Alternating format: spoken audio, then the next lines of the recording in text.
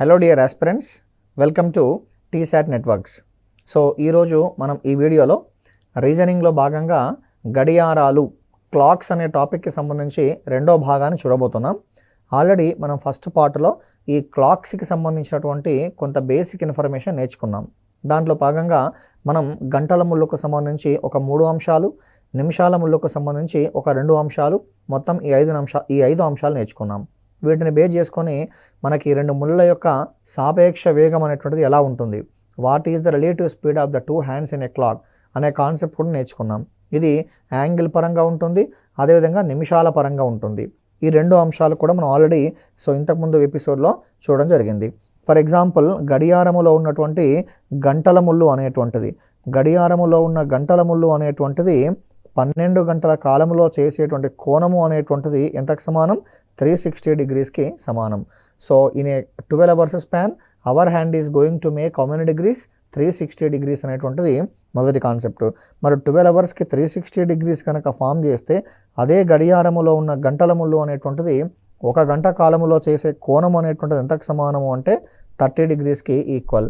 మరి 1 hourకి 30 degrees అయితే ఇండైరెక్ట్గా 1 minuteకి ఎంత అన్నప్పుడు యూజువల్గా మీ ఆన్సర్ ఏమని డిస్కస్ చేసాం? ½ డిగ్రీగా డిస్కస్ చేసాం. గడియారములో ఉన్నటువంటి గంటల ముళ్ళు అనేటువంటిది 12 గంటల కాలంలో 360 degrees కోణాన్ని ఏర్పరిచింది. అదే గంటల ముళ్ళు 1 గంట కాలములో 30 degrees కోణాన్ని ఏర్పరిచింది. మరి 1 నిమిష కాలంలో ఏర్పరిచే కోణం ఎంతకు సమానం అంటే ½ డిగ్రీకి సమానం.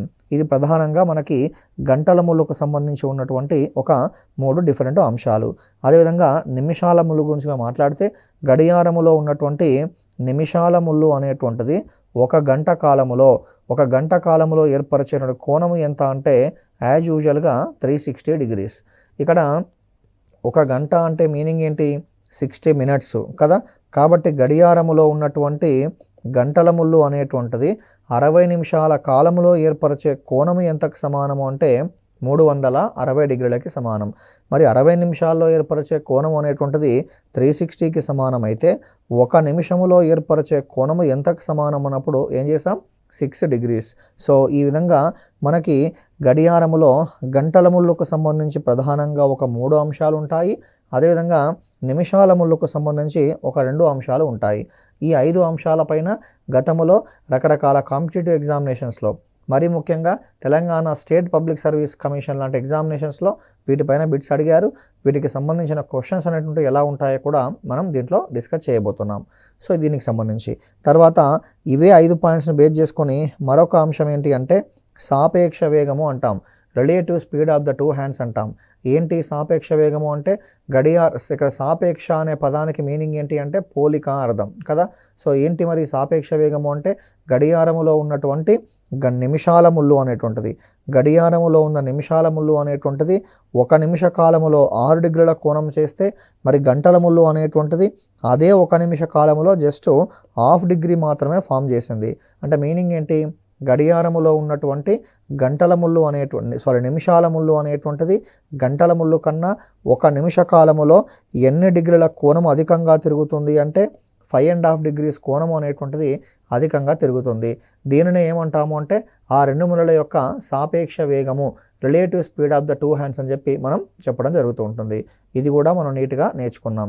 దీన్ని మనం యాంగిల్ పరంగా కాకుండా మినిట్స్ పరంగా కూడా చెప్పొచ్చు. ఏ విధంగా?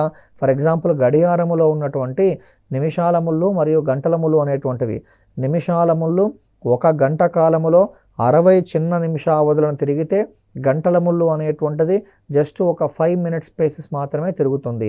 అంటే మీనింగ్ ఏంటి? గడియారములో ఉన్నటువంటి గంటల ముళ్ళు కన్నా నిమిషాల ముళ్ళు అనేటువంటిది 1 గంట కాలములో ఎన్ని నిమిష అవధులు ఎక్కువగా తిరుగుతుంది అంటే ఒక 55 నిమిష అవధులను అధికంగా తిరుగుతుంది. దీనిని ఏమంటాము అంటే ఆ 2 ముళ్ళల యొక్క సాపేక్ష వేగము అని చెప్పి మనం తీసుకోవడం జరుగుతుంది. This is with respect to minutes, this is with respect to angle. These are the concepts what we have discuss so far. ఇవి కాకుండా మరొక అంశం ఏం చేస్తాము అంటే ప్రధానంగా గడియారములో ఉన్నటువంటి గంటల ముళ్ళు మరియు నిమిషాల ముళ్ళు తిరుగుతూ ఉన్నప్పుడు మనకి ఒక 3 సందర్భాలు జరుగుతాయి. ఒకటేంటి అంటే ఆ రెండు ముళ్ళులు కూడా ఏకీభవించడము లేదా ఒకదానిపైన మరొకటి ఉండడము, మరొకటి వచ్చేసి రెండు ముళ్ళులు కూడా వ్యతిరేకంగా ఉండడము లేదా ఒకే సరళరేఖ పైన ఎదురెదురుగా ఉండడము, మరొక అంశం వచ్చేసి రెండు ముళ్ళులు కూడా లంబంగా ఉండడము. సో గడియారములో ఉన్నటువంటి యూజువల్గా ఈ రెండు ముళ్ళులు కూడా ఒక గంట కాలములో జస్ట్ ఒకసారి మాత్రమే ఏకీభవిస్తాయి. ఒక గంట కాలములో ఒకసారి ఏకీభవించినప్పుడు మరి 12 గంటల కాలంలో 12 సార్లు ఏకీభవించాలి. కానీ ఎన్నిసార్లు ఏకీభవిస్తుంది అంటే 11 సార్లు మాత్రమే ఏకీభవిస్తుంది. దీనికి సంబంధించిన కౌంటర్ ఎగ్జాంపుల్ కూడా మీకు నీట్గా చెప్పడం జరిగింది. మరి ఒక రోజులో గడియారములోని రెండు ముళ్ళులు ఎన్నిసార్లు ఏకీభవిస్తాయి అంటే 22 సార్లు ఏకీభవిస్తాయి. గతంలో బిట్స్ అడిగారు, గడియారములో ఉన్నటువంటి రెండు ముళ్ళులు ఒక రోజులో ఎన్నిసార్లు ఏకీభవిస్తాయి అని అడిగారు. గడియారములో ఉన్నటువంటి రెండు ముళ్ళులు ఒక రోజులో ఎన్నిసార్లు ఏకీభవిస్తాయండి? 22 సార్లు ఏకీభవించడం జరుగుతుంది. అదేవిధంగా మనం నిమిషాల ముళ్ళు గురించి మాట్లాడితే గడియారములో ఉన్నటువంటి నిమిషాల ముళ్ళు గంటల ముళ్ళుకు సంబంధించి వ్యతిరేకంగా అనే కాన్సెప్ట్ ఒకసారి మనం మాట్లాడుకుంటే గడియారములో ఉన్నటువంటి ఈ రెండు ముళ్ళులు కూడా ప్రతి 1 గంట సమయానికి ఒకసారి మాత్రమే వ్యతిరేకంగా ఉంటాయి. మరి 1 అవర్కి ఒకసారి మాత్రమే ఆపోజిట్గా ఉన్నప్పుడు 12 అవర్స్కి ఎన్నిసార్లు ఆపోజిట్గా ఉండాలి అంటే 12 టైమ్స్ ఉండాలి. కానీ 12 టైమ్స్ ఉండకుండా యాజ్ యూజువల్గా మళ్ళీ ఎన్ని టైమ్స్ ఉంటుంది? 11 టైమ్స్ ఉంటుంది. మరి ఒక రోజు అంటే మీనింగ్ ఏంటి? 24 అవర్స్, 24 గంటల కాలములో గడియారములో ఉన్నటువంటి రెండు ముళ్ళులు కూడా ఎన్నిసార్లు వ్యతిరేకంగా ఉంటాయి అంటే ఏంటి మీ ఆన్సర్? 22 సార్లు వ్యతిరేకంగా ఉంటాయి. మరి దీనికి సంబంధించిన కౌంటర్ ఎగ్జాంపుల్ ఏంటి? ఇక్కడ 5 గంటల నుంచి 6 గంటలు, 6 గంటల నుంచి 7 గంటలు, ఈ 2 గంటల సమయానికి గంటకి ఒకసారి చొప్పున ఈ 2 గంటలకి 2 సార్లు ఉండకుండా కేవలం ఒకసారి మాత్రమే ఆపోజిట్గా ఉంటుంది. అది ఎక్కడ ఉంటుంది అంటే 6 o'clock వద్ద మాత్రమే ఉంటుంది. కాబట్టి 1 అవర్కి 1 టైం ఉన్నప్పుడు 12 అవర్స్కి 12 టైమ్స్ కాకుండా కేవలం ఎన్నిసార్లు ఉంటున్నది? 11 టైమ్స్ మాత్రమే ఆపోజిట్గా ఉంటుంది. ఓకే, ఇక్కడ కౌంటర్ ఎగ్జాంపుల్ ఏంటి మరి? 1 అవర్కి 1 time 1 అవర్కి 1 time coincide, 1 అవర్కి 1 time coincide అయినప్పుడు 12 అవర్స్కి 12 టైమ్స్ కాకుండా ఎన్ని టైమ్స్ అండి? 11 టైమ్స్. ఇక్కడ కౌంటర్ ఎగ్జాంపుల్ ఏంటి? 11 o'clock నుండి 12 o'clock, 12 o'clock నుండి 1 o'clock. ఈ 2 గంటల సమయానికి గంటకి ఒకసారి ఏకీభవించినప్పుడు ఈ 2 గంటలకి 2 సార్లు ఏకీభవించాలి. కానీ 2 సార్లు కాకుండా అనుకోవచ్చినట్టుగా ఎన్నిసార్లు ఏకీభవిస్తాయి అంటే ఒకసారి మాత్రమే ఏకీభవిస్తాయి. సో కాబట్టి మొత్తం మీద 1 అవర్కి 1 టైం అనేటువంటిది ఏకీభవించినప్పుడు 12 అవర్స్కి 12 టైమ్స్ కాకుండా 11 టైమ్స్, అదేవిధంగా 24 అవర్స్కి 22 టైమ్స్ మాత్రమే they are going to coincide. ఈ కాన్సెప్ట్స్ కూడా మనం నీట్గా డిస్కస్ చేసుకోవడం జరిగింది. సో ఈ అన్నిటిపైన కూడా బిట్స్ అనేటువంటివి గతంలో అడిగారు, రావడానికి స్కోప్ ఉన్న ఏరియా అండి. ఒక రోజులో రెండు ముళ్ళులు ఎన్నిసార్లు వ్యతిరేకంగా ఉంటాయి? ఏంటి మీ ఆన్సర్? 22 టైమ్స్. లేదా 12 గంటల కాలములో రెండు ముళ్ళులు ఎన్నిసార్లు ఏకీభవిస్తాయి? 11 టైమ్స్. లేదా 1 గంట సమయంలో రెండు ముళ్ళులు ఎన్నిసార్లు వ్యతిరేకంగా ఉంటాయి? 1 టైం. లేదా 1 గంట సమయంలో రెండు ముళ్ళులు ఎన్నిసార్లు ఏకీభవిస్తాయి? 1 టైం. ఇట్లా ఇవన్నీ బేసిక్ కాన్సెప్ట్స్. సో వీటిపైన కనుక మీకు మంచి అవగాహన ఉంటే క్వశ్చన్స్ అనేటువంటివి ఎలా ఉన్నా కూడా మనం సింపుల్గా సాల్వ్ చేసుకోవచ్చు. సో ఇక దీంట్లో మిగిలిపోయినటువంటి మరొక అంశం ఏంటి అంటే రెండు ముళ్ళులు లంబంగా ఉన్న సందర్భం. రెండు ముళ్ళులు ఎలా ఉంటాయండి? లంబంగా ఉన్నప్పుడు. If 2 hands are perpendicular. If 2 hands are perpendicular. రెండు ముళ్ళులు కూడా లంబంగా ఉన్నప్పుడు. అయితే మనం ఇంతకుముందు నేర్చుకున్న 2 కేసులకి ఈ కేసు కంప్లీట్గా డిఫరెంట్గా ఉంటుంది. అంటే మీనింగ్ ఏంటి? ఇంతకుముందు ఏకీభవించడము అంటే 1 అవర్కి 1 టైమే, మరి వ్యతిరేకంగా అన్నప్పుడు కూడా 1 అవర్కి 1 టైమే. కానీ లంబంగా అన్నప్పుడు మాత్రం ప్రతి 1 గంట సమయానికి 2 సార్లు లంబ కోణాలను ఏర్పరుస్తాయి. I hope you understood. ప్రతి 1 గంట సమయానికి 2 సార్లు లంబ కోణాన్ని ఏర్పరుస్తాయి. అంటే ఏ రకంగా చూడండి, ఇప్పుడు 12 o'clock to 1 o'clock, 1 to 2, 2 to 3, 3 to 4, 4 to 5, ఇలా ప్రతి 1 గంట సమయానికి for every 1 hour 2 hands are going to be perpendicular. How many times అంటే 2 టైమ్స్. 1 అవర్కి ఎన్ని లంబ కోణాలు ఎన్నిసార్లు లంబంగా ఉంటాయి అంటే మీ ఆన్సర్ ఏంటండి? 2 టైమ్స్. మరి ఇప్పుడు చెప్పండి, 1 అవర్కి 2 టైమ్స్ ఉన్నప్పుడు 12 అవర్స్కి ఎన్ని టైమ్స్ ఉండాలి? 12 అవర్స్కి ఎన్ని టైమ్స్ ఉండాలి? 24 టైమ్స్ ఉండాలి. అలా కాకుండా మరి 24 అవర్స్కి ఎన్ని టైమ్స్ ఉండాలి? 48 టైమ్స్ ఉండాలి కదా. కానీ అలా ఉండకుండా మళ్ళీ ఇక్కడ కంటిన్యూస్గా ఒక లాజిక్ ఉంటుంది. 1 అవర్కి 2 టైమ్స్ అనేటువంటిది పర్పెండిక్యులర్గా ఉన్నప్పుడు 12 అవర్స్కి 24 టైమ్స్ కాకుండా ఎన్ని టైమ్స్ అంటే కేవలం 22 టైమ్స్ మాత్రమే లంబంగా ఉంటాయి.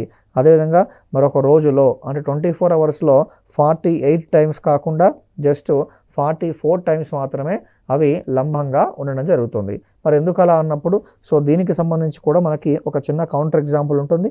అదేంటో ఒకసారి నేర్చుకుందాం. ఈ కౌంటర్ ఎగ్జాంపుల్ని కేస్ 1 మరియు కేస్ 2 అని చెప్పేసి 2 రకాలు నేర్చుకుందాం. కేస్ 1 అండ్ కేస్ 2 అని చెప్పేసి 2 టైప్స్గా నేర్చుకునే ప్రయత్నం చేద్దాం. ఒకసారి అబ్జర్వ్ చేయండి. సో ఈ గడియారములో సమయం అనేటువంటిది ఇలా ఉందనుకోండి. సో ఇక్కడ నిమిషాల ముళ్ళేమో 12 పైన ఉంది, గంటల ముళ్ళేమో 3 పైన ఉంది. అంటే ఇండైరెక్ట్గా టైం ఎంత అయినట్టు 3 o'clock అయినట్టు. సో ఈ సందర్భంలో కూడా నిమిషాల ముళ్ళు అనేటువంటిది 12 పైన ఉంది, అదేవిధంగా గంటల ముళ్ళు అనేటువంటిది 9 పైన ఉంది. ఈ సందర్భంలో 3 o'clock అయినప్పటికీ అదేవిధంగా 9 o'clock అయినప్పటికీ 2 ముళ్ళ మధ్య ఏర్పడే కోణం అనేటువంటిది ఎంతకు సమానం అండి? 90 degreesకి ఈక్వల్ కదా. కానీ ఇక్కడ మీరు మొదటి సందర్భాన్ని గమనించండి. మొదటి సందర్భాన్ని కనుక మీరు ఒకసారి గమనించినట్లయితే ఏంటది 3 o'clock అయింది. సో ఈ 3 o'clock అయినప్పుడు ఒకసారి ఈ సమయాన్ని మీరు గమనించండి. 2 గంటల నుంచి 3 గంటలు, అదేవిధంగా 3 గంటల నుంచి 4 గంటలు, మొత్తం మీద ఎన్ని అవర్సు? 2 hours కదా. 2 o'clock to 3 o'clock, 3 o'clock to 4 o'clock, మొత్తం ఎన్ని అవర్స్ అండి? So 2 hours. ఇక్కడ విషయం ఏంటి మరి 1 అవర్కి 2 టైమ్స్ పర్పెండిక్యులర్గా ఉంటుంది కదా. 1 అవర్కి 2 టైమ్స్ లంబంగా ఉన్నప్పుడు ఈ 2 అవర్స్కి ఎన్ని టైమ్స్ లంబంగా ఉండాలి? 4 టైమ్స్ లంబంగా ఉండాలి కదా. అంతే కదా. మీకు మ్యాథమెటికల్ క్యాలిక్యులేషన్ 1 గంటకి 2 లంబ కోణాలు ఏర్పరిచినప్పుడు ఈ 2 గంటల సమయానికి ఎన్ని లంబ కోణాలు ఏర్పరచాలి? 4 లంబ కోణాలు ఏర్పరచాలి. కానీ ఇక్కడ 4 లంబ కోణాలు కాకుండా కేవలం ఒక 3 లంబ కోణాలు మాత్రమే ఏర్పరుస్తుంది. కేవలం ఒక 3 లంబ కోణాలు మాత్రమే ఏర్పరుస్తుంది. అది ఎలా అంటే 12 o'clock to 3 o'clock ఉన్నప్పుడు 2 hours సంథింగ్ వద్ద లంబకోణం ఏర్పడుతుంది, ఎగ్జాక్ట్లీ 3 వద్ద లంబకోణం ఏర్పడుతుంది. మరి 3 to 4 ఉన్నప్పుడు ఎగ్జాక్ట్లీ 3 వద్ద ఏర్పడుతుంది ప్లస్ 3 hours సంథింగ్ వద్ద ఏర్పడుతుంది. కాబట్టి మొత్తం మీద 2 to 3, 3 to 4 తీసుకున్నప్పుడు 2 hours సంథింగ్, ఓకేనా. 2 hours something, 3 hours and 3 hours something. So ఈ 3 సందర్భాల్లో మాత్రమే అవి మనకి లంబ కోణాలను ఏర్పడడం జరుగుతుంది. సో కాబట్టి 1 అవర్కి 2 టైమ్స్ లంబంగా ఉన్నప్పుడు ఈ 2 అవర్స్కి 4 టైమ్స్ కాకుండా జస్ట్ ఓన్లీ 3 టైమ్స్ మాత్రమే లంబ కోణాన్ని ఏర్పరచడం జరుగుతూ ఉంటుంది. ఎన్నిసార్లు తగ్గింది? 1 టైం తగ్గింది. అదేవిధంగా ఇటువైపు అబ్జర్వ్ చేయండి. ఇక్కడ మీరు అబ్జర్వ్ చేస్తే 8 o'clock to 9 o'clock, అదేవిధంగా 9 o'clock to 10 o'clock, మొత్తం ఎన్ని అవర్సు? 2 hours. 8 to 9, 9 to 10. మరి ఈ 2 అవర్స్కి ఎన్ని టైమ్స్ ఉండాలి? 4 టైమ్స్ ఉండాలి. మరి 4 టైమ్స్ ఉండకుండా మళ్ళీ అన్ఫార్చునేట్గా యాజ్ యూజువల్గా ఎన్ని టైమ్స్ ఉంటుందంటే 3 టైమ్స్ మాత్రమే they are going to be perpendicular. ఏంటా 3 టైమ్స్ అంటే 8 hours something, exactly 9 o'clock and 9 hours something. ఈ సంథింగ్ ఏంటి అనేటువంటిది మనం ఆల్రెడీ ప్రాబ్లమ్స్ చేస్తున్నప్పుడు మీకు క్లారిటీ ఇస్తాను. బిట్స్ అనేటువంటి మనం స్టార్ట్ చేసినప్పుడు అక్కడ 8 hours సంథింగ్ వచ్చే వాల్యూ ఎంత, 9 hours సంథింగ్ వచ్చే వాల్యూ ఎంత, అవన్నీ మీకు నీట్గా నేను అక్కడ ఎక్స్ప్లెయిన్ చేసే ప్రయత్నం చేస్తాను. ఓకే. ఇప్పుడు ఈ సందర్భం కాదు కాబట్టి దాని గురించి మనం డీవియేట్ కావాల్సిన అవసరం లేదు. సో కాబట్టి ఈ 2 అవర్స్కి 4 టైమ్స్ ఉండాలి. కానీ ఎన్ని టైమ్స్ ఉంటాయి? 3 టైమ్సే ఉంటాయి. ఎన్ని టైమ్స్ తగ్గింది? 1 టైం తగ్గింది. అంటే ఇటువైపు టైం ఉన్నప్పుడు 1 టైం తగ్గింది, ఇటువైపు టైం ఉన్నప్పుడు 1 టైం తగ్గింది. మొత్తం మీద ఈ 12 hours స్పాన్లో ఎన్ని టైమ్స్ తగ్గింది? 2 టైమ్స్ తగ్గింది. కాబట్టి 1 అవర్కి 2 టైమ్స్ అనేటువంటిది పర్పెండిక్యులర్గా ఉన్నప్పుడు 12 అవర్స్కి 24 టైమ్స్ ఉండాలి. కానీ 24 టైమ్స్ ఉండకుండా 2 టైమ్స్ తగ్గుతుంది. అంటే ఎన్ని టైమ్స్ ఉంటుంది? 22 టైమ్స్ మాత్రమే ఉంటుంది. మరి ఒక 12 అవర్స్కి 22 టైమ్స్ ఉన్నప్పుడు ఒక డేలో ఎన్ని టైమ్స్ ఉంటుందండి? 44 టైమ్స్ మాత్రమే లంబకోణాన్ని ఏర్పరచడం జరుగుతుంది. I hope you understood. ఓకేనా. సో ఫర్ ఎగ్జాంపుల్ క్వశ్చన్ ఇలా ఉందనుకోండి. గడియారములో ఉన్నటువంటి 2 ముళ్ళులు ఒక రోజులో ఎన్నిసార్లు లంబంగా ఉంటాయి అంటే మీ ఆన్సర్ ఏంటి? 44 టైమ్స్. గడియారములో ఉన్నటువంటి 2 ముళ్ళులు 12 గంటల కాలంలో ఎన్నిసార్లు లంబంగా ఉంటాయి? ఏంటి మీ ఆన్సర్? 22 టైమ్స్. లేదా గడియారములో ఉన్నటువంటి 2 ముళ్ళులు 1 గంట కాలంలో ఎన్నిసార్లు లంబంగా ఉంటాయి? ఏంటి మీ answer? 2 times. That's all. I hope you understood. ఓకేనా. సో ఇప్పుడు దీన్ని బేస్ చేసుకొని మరికొన్ని అంశాలు ఇక్కడ నేర్చుకునే ప్రయత్నం చేద్దాం. ఇప్పుడు ఇక్కడ ఈ ఏకీభవించడము, అదేవిధంగా వ్యతిరేకంగా ఉండడము మరియు లంబంగా ఉండడము అనేటువంటి ఈ అంశాలను బేస్ చేసుకొని ఒక చిన్న గమనిక రాద్దామండి. ఆ గమనికను ఆధారంగా చేసుకొని మరికొన్ని కొత్త కాన్సెప్ట్స్ నేర్చుకునే ప్రయత్నం చేద్దాం. ఓకే, ఏకీభవించడము, వ్యతిరేకంగా ఉండడము మరియు లంబంగా ఉండడము అనే ఈ 3 అంశాలను ఆధారంగా చేసుకొని ఒక చిన్న గమనిక అనేది మనం ఇవ్వబోతున్నాం ఇక్కడ. సో దీంట్లో మొదటి పాయింట్ అండి, ఈ నోట్లో ఫస్ట్ పాయింట్ ఏంటి? ఫస్ట్ పాయింట్ అంటే గడియారములో ఉన్నటువంటి 2 ముళ్ళులు ఏకీభవించాయి అంటాడు. ఏకీభవించినప్పుడు వాటి మధ్య ఏర్పడేటువంటి కోణం ఎంతకు సమానం అండి? 0 డిగ్రీస్కి సమానం. ఇది ఫస్ట్ పాయింట్. అదేవిధంగా గడియారములో ఉన్నటువంటి 2 ముళ్ళులు, గడియారములో ఉన్నటువంటి 2 ముళ్ళులు కూడా మనకి ఎన్నిసార్లు వ్యతిరేకంగా ఉంటాయి అంటే ఏం నేర్చుకున్నాం? 1 అవర్కి 1 టైం అన్నాం. మరి వ్యతిరేకంగా అన్నప్పుడు వాటి మధ్య ఏర్పడేటువంటి కోణము అనేటువంటిది ఎంతకు సమానంగా ఉంటుంది? 180కి సమానంగా ఉంటుంది. సో ఇక 3వ పాయింట్, ఈ గడియారములో ఉన్నటువంటి 2 ముళ్ళులు కూడా మరి లంబంగా ఉన్నాయి అన్నప్పుడు వాటి మధ్య ఏర్పడే కోణం అనేటువంటిది ఎంతకు సమానం? 90కి సమానం. ఇవన్నీ దేని పరంగా డిస్కస్ చేసాము అంటే కోణాల పరంగా డిస్కస్ చేసాం. ఇదే అంశాలని ఇంకా కొంత డిఫరెంట్గా డిస్కస్ చేస్తే జాగ్రత్తగా అబ్జర్వ్ చేయండి. 2 ముళ్ళు కూడా ఏకీభవించాయి. ఏకీభవించాయి అంటే ఒకదానిపైన మరొకటి ఓవర్లాప్ అయ్యాయి. ఈ విధంగా ఒకదానిపైన మరొకటి ఓవర్లాప్ అయినప్పుడు ఆ 2 ముళ్ళ మధ్య ఎన్ని నిమిషాల గ్యాప్ ఉంటుంది అంటే 0 నిమిషాల గ్యాప్ ఉంటుంది. అంటే మీనింగ్ ఏంటి? గడియారములో ఉన్నటువంటి 2 ముళ్ళులు కూడా ఏకీభవించినప్పుడు వాటి మధ్య 0 నిమిషాల అవధి ఉంటుంది. ఓకేనా, ఇది గుర్తుంచుకోండి. తర్వాత మరొక అంశం ఏంటి అంటే గడియారములో ఉన్నటువంటి 2 ముళ్ళులు వ్యతిరేకంగా ఉన్నప్పుడు వాటి మధ్య ఎన్ని నిమిషాల అవధి ఉంటుంది అంటే 30 నిమిషాల అవధి ఉంటుంది. గడియారములో ఉన్నటువంటి 2 ముళ్ళులు కూడా లంబంగా ఉన్నప్పుడు వాటి మధ్య ఎన్ని నిమిషాల అవధి ఉంటుంది అంటే 15 నిమిషాల అవధి ఉంటుంది. సరే, 15 నిమిషాల అవధి ఎలా ఉంటుంది? కొంచెం క్లారిటీ ఇవ్వరా అంటే ఇక్కడ 12 o'clock అనుకోండి. ఫర్ ఎగ్జాంపుల్ 12 ఉంది, ఇక్కడ 3 ఉంది. అజ్యూమ్ చేయండి టైం అనేటువంటిది 3 o'clock అయిందండి. టైం అనేటువంటి 3 o'clock అయినప్పుడు ఆ 2 ముళ్ళ మధ్య ఏర్పడే కోణం లంబంగా ఉంటుందా? ఉండదా? ఉంటుంది. అలా ఉన్నప్పుడు మరి 12 o'clock నుండి 3 o'clock వరకు, 12 నుంచి 3 వరకు మొత్తం మీద ఎన్ని నిమిషావధులు ఉంటాయండి? 15 నిమిషావధులు ఉంటాయి కదా. 12 to 1 5 minute spaces, 1 to 2 5 minute spaces, 2 to 3 5 minute spaces. కాబట్టి మొత్తం మీద 12 to 3 ఉన్నప్పుడు ఎన్ని నిమిషావధుల గ్యాప్ ఉంటుంది? 15 minute స్పేసెస్ గ్యాప్ అనేటువంటిది ఉండడం జరుగుతుంది. అదేవిధంగా మీరు 60 minutes తీసుకుంటే 60 వ్యతిరేకంగా లేదా 30 నిమిషాల అవధి అనేటువంటి కాన్సెప్ట్ ఎలా ఉంటుంది అంటే ఫర్ ఎగ్జాంపుల్ ఇక్కడ నిమిషాల ముళ్ళు అనేటువంటిది ఏమో 12 పైన ఉందనుకోండి. అదేవిధంగా గంటల ముళ్ళు అనేటువంటిది ఏమో 6 పైన ఉంది అనుకోండి.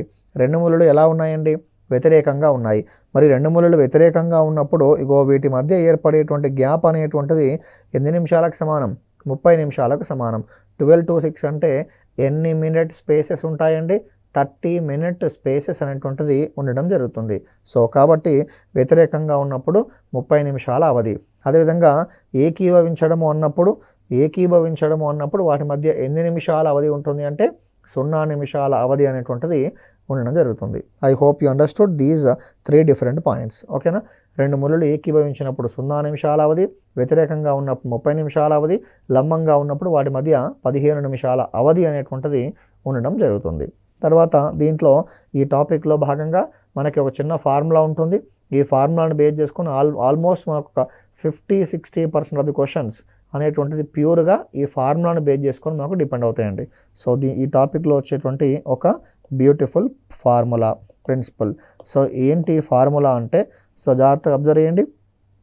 Capital M is equals to 2/11 into H into 30 degrees plus or minus theta. ఓకేనా, M is equals to 2/11 into H into 30 degrees plus or minus theta. మరి దీంట్లో M అంటే ఏంటి అంటే నిమిషాలు, మినిట్స్. M అంటే నిమిషాలు. సో ఇక్కడ H అంటే ఏంటి అంటే గంటలు. కానీ ఏ గంటలు అంటే ప్రారంభ గంట అంటామండి. ప్రారంభ గంట, స్టార్టింగ్ అవర్గా తీసుకుంటాం. సో చివరగా టీటా అంటే ఏంటి అంటే ఆ 2 ముళ్ళుల మధ్య ఏర్పడేటువంటి కోణం అండి. Theta is nothing but angle between the given 2 hands. So M అంటే నిమిషాలు, H అంటే ప్రారంభ గంట, టీటా అంటే కోణానికి సమానం. ఇక్కడ మరి ఈ నిమిషాలు ఎలా తీసుకోవాలి, ప్రారంభ గంట ఎలా తీసుకోవాలి, కోణాన్ని ఎలా పరిగణించాలి అన్నప్పుడు ఫర్ ఎగ్జాంపుల్ సమయం అనేటువంటిది 2 hours 45 minutes అయింది అనుకోండి. గడియారములో సమయం అనేటువంటిది 2 గంటల 45 నిమిషాలు అయింది. ఇలా ఉన్నప్పుడు గంటలు అన్నప్పుడు ఏం తీసుకుంటాం, ఇక్కడ 2 o'clock తీసుకుంటాం. మరి నిమిషాలు అన్నప్పుడు ఏం తీసుకుంటాం, 45 minutesగా తీసుకుంటాం. సో మరి ఈ 2 గడియారములో ఉన్నటువంటి ఆ 2 మూలల మధ్య ఏర్పడేటువంటి ఆ యాంగిల్ని ఇక్కడ ఏమో తీసుకుంటామంటే సింపుల్గా టీటా వాల్యూగా లేదా కోణంగా మనం తీసుకోవడం జరుగుతూ ఉంటుంది. ఓకే, సో ఇది ఒక అంశం. అలా కాకుండా మనకి యూజువల్గా క్వశ్చన్స్ ఎలా ఉంటాయంటే గడియారములో 2,3 గంటల మధ్య 2,3 గంటల మధ్య గడియారములోని 2 ముళ్ళులు ఏ సమయం వద్ద ఏకీభవిస్తాయి అంటాడు. లేదా 2,3 గంటల మధ్య ఏ సమయంలో 2 ముళ్ళులు వ్యతిరేకంగా ఉంటాయి అంటాడు. 2,3 గంటల మధ్య ఏ సమయంలో 2 ముళ్ళులు లంబంగా ఉన్నాయి అంటాడు. లేదా స్పెసిఫిక్ టైం ఇలా 2:45 అని చెప్పి ఒక స్పెసిఫిక్ టైం ఇచ్చేసి వాటి మధ్య ఏర్పడేటువంటి కోణాన్ని కనుగొనండి అంటాడు. ఓకేనా, సో ఇట్లా ఏది ఇచ్చినప్పటికీ ఇప్పుడు 2,3 ఉంది. 2,3 2 గడియారములో 2,3 గంటల మధ్య 2 ముళ్ళులు ఏ సమయం వద్ద ఏకీభవిస్తాయి అంటాడు. అలా అన్నప్పుడు ఈ ఫార్ములా తీసుకున్నాం. ఏంటి ఆ ఫార్ములా, m = 2/11 h × 30 degrees ± θ. ఇక్కడ m అంటే మినిట్స్ మనం ఫైండ్ చేయాలి. మరి h అంటే స్టార్టింగ్ అవర్ కదా, 2,3 ఉన్నప్పుడు దీంట్లో స్టార్టింగ్ అవర్ ఎంత ఉంది, 2 ఉంది. కాబట్టి h = ఏం తీసుకోవాలి, 2 తీసుకుంటాం. 3,4 ఉందనుకోండి, స్టార్టింగ్ అవర్ ఎంత ఉంది, 3 ఉంది. 4,5 అనుకోండి, స్టార్టింగ్ అవర్ ఎంత ఉంది, 4 ఉంది. 5,6 అనుకోండి, స్టార్టింగ్ అవర్ ఎంత ఉంది, 5 ఉంది. కానీ ఒక చిన్న గమనిక నేర్చుకోవాలి. ఎందుకు ఇవన్నీ ఎన్నిసార్లు చెప్పాను అంటే ఇలా ఉందనుకోండి, 12,1 ఉందనుకోండి. ఇప్పుడు చెప్పండి మీరు ఏం చేస్తారో, 12,1 ఉన్నప్పుడు స్టార్టింగ్ అవర్ ఎంత ఉంది, 12,1 ఉన్నప్పుడు స్టార్టింగ్ అవర్ 12గా ఉంది. కానీ అన్ని సందర్భాలలో స్టార్టింగ్ అవర్ అనేటువంటిది ఏది ఉంటే యూజువల్గా అదే తీసుకుంటాం. కానీ 12,1 ఉందనుకోండి, 12,1 ఉన్నప్పుడు స్టార్టింగ్ అవర్ని మీరు 12గా తీసుకోకూడదు. 12,1 ఉన్నప్పుడు ప్రారంభ గంటను h = ఏం తీసుకోవాలి అంటే 0గా తీసుకోవాలి. అంటే 12 అంటే అక్కడి నుండే సమయం అనేటువంటిది స్టార్ట్ అవుతుంది అనేటువంటి కాన్సెప్ట్ కాబట్టి సో సింపుల్గా h = ఏం తీసుకుంటాం, మనం 0గా తీసుకుంటాం. మిగతా అన్ని సందర్భాలలో 1,2 ఉంటే 1నే, 2,3 ఉంటే 3నే, 2,3 ఉంటే 2నే, 3,4 ఉంటే 3నే. సో అట్లా ఏది ప్రారంభ గంట ఉంటే అదే మనం తీసుకుంటాం. కానీ జస్ట్ 12,1 అని ఉన్నప్పుడు మాత్రం h = సింపుల్గా 12 కాకుండా ఏం తీసుకోవాలి, 0గా మనం పరిగణించాల్సి ఉంటుంది. ఇది గుర్తుంచుకోండి. ఇది మనకి టాపిక్లో వచ్చేటువంటి మెయిన్ ఫార్ములా. సో ఇక దీనికి సంబంధించినటువంటి బిట్స్ అనేటువంటివి ఎలా ఉంటాయో చూసే కన్నా ముందుగా గతంలో ఇన్ని అంశాలు నేర్చుకున్నాం కదా, ఏకీభవించడము, లంబంగా, వ్యతిరేకంగా, గంటల ముళ్ళుకు సంబంధించినటువంటి ఒక 3 పాయింట్స్, నిమిషాల ముళ్ళుకు సంబంధించి ఒక 2 పాయింట్స్, ఇట్లా ఇవన్నీ గమనిక, ఫార్ములా ఇవన్నీ నేర్చుకున్నాం. సో కానీ ఈ అన్ని అంశాలపైన కాకుండా గతంలో ఈ గడియారాలు అనే టాపిక్ని బేస్ చేసుకొని ఒక క్వశ్చన్ని లాజికల్గా అడిగాడు. జస్ట్ లాజికల్ క్వశ్చన్ అది, ఏ ఫార్ములా లేకుండా సింపుల్గా కొంత లాజికల్ కనుక మీరు థింక్ చేయగలిగితే దానికి ఆన్సర్ మీరు చెప్పగలరు. ఇది గతంలో అడిగిన బిట్టు. ఏంటి ఆ బిట్ అంటే ఒకసారి అబ్జర్వ్ చేయండి. ఆగిపోయినటువంటి గడియారం, ఆగిపోయిన గడియారం ఒక రోజులో, ఆగిపోయిన గడియారం ఒక రోజులో ఎన్నిసార్లు సరైన సమయాన్ని సూచిస్తుంది, ఎన్నిసార్లు సరైన సమయాన్ని సూచిస్తుంది. ఓకేనా, ఇది క్వశ్చన్ అండి. క్వశ్చన్ జాగ్రత్తగా అబ్జర్వ్ చేయండి, ఆన్సర్ ఏంటో చెప్పే ప్రయత్నం చేయండి. క్వశ్చన్ ఏంటండి, ఆగిపోయిన గడియారము అనేటువంటిదట ఒక రోజులో ఎన్నిసార్లు సరైన సమయాన్ని సూచిస్తుంది. ఓకేనా, ఆన్సర్ గెస్ చేయగలరా? ఆగిపోయిన గడియారము అనేటువంటిది దీనికి ఏ ఫార్ములా అక్కర్లేదండి, జస్ట్ మీకు కొంత ప్రజెన్స్ ఆఫ్ మైండ్ ఉంటే ఆన్సర్ చెప్పగలరు, ఏం లేదు. ఒక రోజు అంటే ఇండైరెక్ట్గా 12 hours + 12 hours. మనం యూజ్ చేసేటువంటి సాధారణ గడియారంలో ఎన్ని గంటలు ఉంటాయి, 12 hours ఉంటాయి. కాబట్టి 12 hours ఒక సెట్టు, 12 hours ఇంకొక సెట్టు. మరి ఆగిపోయిన గడియారం అనేటువంటిది ఒక రోజులో ఎన్నిసార్లు సరైన సమయాన్ని ఇండికేట్ చేస్తుంది అన్నప్పుడు ఇట్లా మీకు అర్థం కావడం కోసం తీసుకుందాం. ఏమిటి అంటే ఫర్ ఎగ్జాంపుల్ టైం అనేటువంటిది ఎగ్జాక్ట్గా 9 o'clock అయింది, సమయం అనేటువంటిది ఎగ్జాక్ట్గా 9 o'clock అయింది, క్లాక్ ఆగిపోయింది. ఓకేనా, 9 o'clock అయింది, గడియారంలో ఉన్న ముళ్ళు అనేటువంటిది ఆగిపోవడం జరిగింది. అంటే ఇది ముందుగా ఏం చేసింది, సరైన సమయాన్ని సూచించింది. 9 o'clock అయ్యింది, వాచ్ ఆగిపోయింది. అంటే మీనింగ్ ఏంటి, రైట్ టైం ఇండికేట్ చేసింది, టైం ఆగిపోయింది. తర్వాత ఇది మొదటి 12 గంటల సమయానికి ఒకసారి రైట్ టైం ఇండికేట్ చేసింది. మరి 9 o'clock అనేటువంటిది యూజువల్గా మనకి 9 AM ఉంటుంది, 9 PM ఉంటుంది. అంటే మొదటి 12 hours స్పాన్లో ఒకసారి 9 AM వస్తుంది, ఇంకో 12 hours స్పాన్లో 9 PM వస్తుంది. కాబట్టి ఆగిపోయిన గడియారము అనేటువంటిది ఒక రోజులో ఎన్నిసార్లు రైట్ టైంను ఇండికేట్ చేస్తుంది అంటే ఏంటి మీ ఆన్సర్? 2 times అనేటువంటిది రైట్ టైంని ఇండికేట్ చేయడం జరిగింది. ఇది గతంలో అడిగిన బిట్టు, ఫార్ములాస్ ఏం లేకుండా లాజికల్గా మీరు దీనిని ఆన్సర్ చేయాల్సి ఉంటుంది. I hope you understood this question. So ఇట్లా అంటే ఇది ఎందుకు చెప్పానంటే కొన్ని కాంపిటేటివ్ ఎగ్జామినేషన్స్లో బిట్స్ అనేటువంటి ఎలా ఉంటాయంటే ఏదైతే మనం ఇన్ఫర్మేషన్ నేర్చుకున్నామో అది ఎప్పుడూ కూడా ఒక బట్టి మెథడ్లో కాకుండా అనలిటికల్ మెథడ్లో ఉండాలండి. బట్టి మెథడ్లో కాకుండా ఒక అనలిటికల్ మెథడ్లో ఉంటే కనుక అంటే అది నాట్ ఓన్లీ రీజనింగ్ పార్ట్, అది రీజనింగ్ అయినప్పటికీ, యాప్టిట్యూడ్ అయినప్పటికీ, దాంతోపాటుగా మిగతా general studies, history, polity, economy, current affairs, disaster management, English, so ఇట్లా మీరు ఏ అంశాన్ని తీసుకున్నప్పటికీ ఒక అంశాన్ని మనము చదివాము అంటే దానిని అనలిటికల్ వేలో కనుక మీరు వెళ్ళినట్లయితే డెఫినెట్గా రాబోయే రోజుల్లో నోటిఫికేషన్స్లో మీరు సక్సెస్ కావడానికి అవకాశం ఉంటుంది. దాన్ని ఏమంటామంటే అనలిటికల్ స్టడీ అంటాం.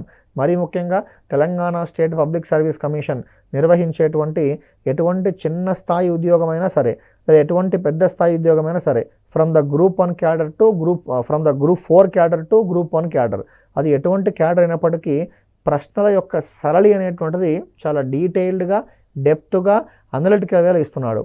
కానీ అభ్యర్థులు ఏమని భావిస్తున్నారంటే గ్రూప్ 4 పేపర్ అనేటువంటిది ఈజీగా ఉంటుంది, గ్రూప్ 1 టఫ్గా ఉంటుంది, లేదా ఇంకేదో ఎగ్జామ్ తీసుకుంటే ఫారెస్ట్ డిపార్ట్మెంట్ తీసుకుంటే range officer, section officer, beat officer, లేదా గ్రూప్ 4 తీసుకుంటే జూనియర్ అసిస్టెంట్ క్యాడర్, లేదా గ్రూప్ 3 తీసుకుంటే senior junior assistants, senior clerks, దాంతోపాటుగా గ్రూప్ 2 తీసుకుంటే ఎగ్జిక్యూటివ్ పోస్టులు.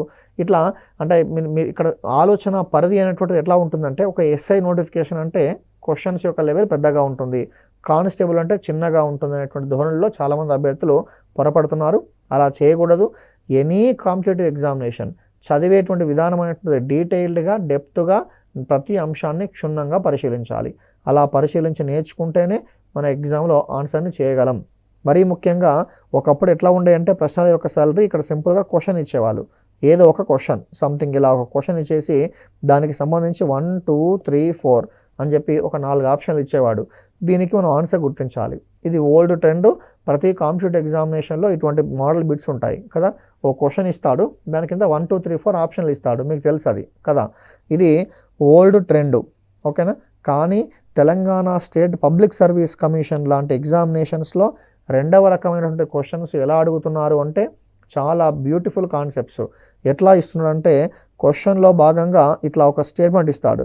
First statement, second statement, third statement, 2 కానీ 3 కానీ 4 కానీ ఇలా ఎన్నైనా సరే 1, 2, 3, 4 నెంబర్తో కానీ, ఏబీసీ నెంబర్తో కానీ, స్మాల్ ఏబీసీ నెంబర్తో కానీ, సో ఇట్లా ఒక 2, 3 లేదా అంతకన్నా ఎక్కువ వాక్యాలు ఇచ్చేసి ఈ క్రింది వాణిలో సరైన అంశాన్ని గుర్తించండి అంటాడు. అప్పుడు ఫస్ట్ ఆప్షన్ 1, 2 మాత్రమే సరైనవి, లేదా 1, 3 మాత్రమే సరైనవి, లేదా 2, 3 మాత్రమే సరైనవి, అన్నీ సరైనవి, ఏవి సరికావు. సో ఇట్లా ఈ విధంగా అంటే ఇటువంటి క్వశ్చన్కి ఆన్సర్ మీరు గుర్తించాలి అంటే ఇప్పుడు ఈ సెకండ్ మోడల్ క్వశ్చన్కి మీరు ఆన్సర్ గుర్తిస్తున్నారు అంటే మీరు ఒక క్వశ్చన్కి ఆన్సర్ గుర్తించట్లేదు. ఇండైరెక్ట్గా ఇందులో క్వశ్చన్లో ఎన్ని స్టేట్మెంట్లు అయితే ఇస్తున్నాడో అన్ని స్టేట్మెంట్స్కి మీరు ఆన్సర్ గుర్తిస్తున్నట్టు. కాబట్టి సో ఇటువంటి క్వశ్చన్స్కి ఆన్సర్ మీరు చేయగలగాలి అంటే సబ్జెక్ట్ పైన మంచి కమాండ్ ఉంటేనే సాధ్యం. అంతేగాని పైన నేర్చుకునేది రీజనింగ్ అయినా సరే, అర్థమెటిక్ అయినా సరే, వాట్ ఎవర్ ది కంటెంట్, ఇది మనం పైన నేర్చుకుని కనుక ఎగ్జామ్ హాల్లో కూర్చుంటే అవకాశాలు కోల్పోయిన వాళ్ళం అవుతాం. ఇది రెండో అంశం.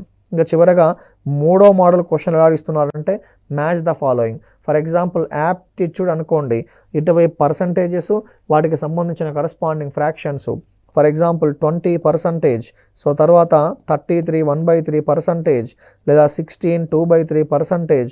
సో ఇలా కొన్ని పర్సంటేజ్ వాల్యూస్ ఇచ్చేసి ఇటువైపు దానికి సంబంధించినటువంటి కరస్పాండింగ్ వాల్యూస్ 20% అంటే మీనింగ్ ఏంటి 1/5, 33 1/3% మీన్స్ 1/3, 16 2/3% మీన్స్ అలా 2/3, సో 1/6, లేదా 8 1/3 అంటే సో 1/12. సో ఇట్లా వాటికి సంబంధించినటువంటి ఆ వాల్యూస్ని మనం మ్యాచ్ ద ఫాలోయింగ్ చేయాల్సి ఉంటుంది. సో కాబట్టి ఈ విధంగా మీరు డెప్త్గా కనుక నేర్చుకుంటేనే అది పాసిబుల్. సో అట్లా నేర్చుకొని ముందుకెళ్ళే ప్రయత్నం చేయాలి. ఇది క్లాక్స్ అనే టాపిక్ కూడా వర్తిస్తుంది. ఇప్పుడు ఎందుకు ఈ విషయం మీకు లేవనెత్తానంటే టాపిక్లో మనకి ఒక 5-6 బ్యూటిఫుల్ మోడల్స్ నేర్చుకుంటాం. ఇది నేర్చుకోగానే అమ్మయ్య క్లాక్స్ పైన నాకు మంచి కమాండ్ వచ్చింది, సో అన్ని అంశాలు నేర్చుకున్నాను అనే మైండ్ సెట్తో ఉండకండి. ఈ సబ్జెక్ట్ని మీరు ఏం చేయాలంటే డెవలప్ చేసుకోవాలి. క్యాలెండర్ అవ్వచ్చు, క్లాక్స్ అవ్వచ్చు, number series, letter series, coding, decoding, not only analytical ability, but also quantitative aptitude, percentages, ratio proportion, partnership, ages, profit and loss, simple interest, compound interest, time and work, time and distance. So ఇలా ఏ అంశం తీసుకున్నా సరే ప్రతిదీ కూడా చాలా నీట్గా నేర్చుకొని ప్రాక్టీస్ చేసుకుంటే అది మీకు డెఫినెట్గా హెల్ప్ అవుతుంది. ఓకే, సో సరే, దీంట్లో మనం ఫార్ములా నేర్చుకున్నాం కదా. ఏంటి ఆ formula? m = 2/11 into h into 30 degrees plus or minus θ. ఈ ఫార్ములా గుర్తుంచుకోండి. h అంటే ఏంటి? స్టార్టింగ్ అవర్, అవరే కానీ స్టార్టింగ్ అవర్. దాంట్లో కండిషన్ ఏం గుర్తుంచుకోవాలి మీరు? 12,1 ఉన్నప్పుడు స్టార్టింగ్ అవర్ని 12 కాకుండా 0గా తీసుకుంటాం. మిగతా అన్ని సందర్భాలలో వాడు ఏ గంట ఇస్తే ఆ గంట, కానీ స్టార్టింగ్లో మాత్రం మీరు తీసుకోవాల్సింది 0గా తీసుకోవాలి. సో ఇప్పుడు ఈ నేర్చుకున్న అంశాలను బేస్ చేసుకొని ప్రాబ్లమ్స్ అనేటువంటివి ఎలా ఉన్నాయో చూద్దాం.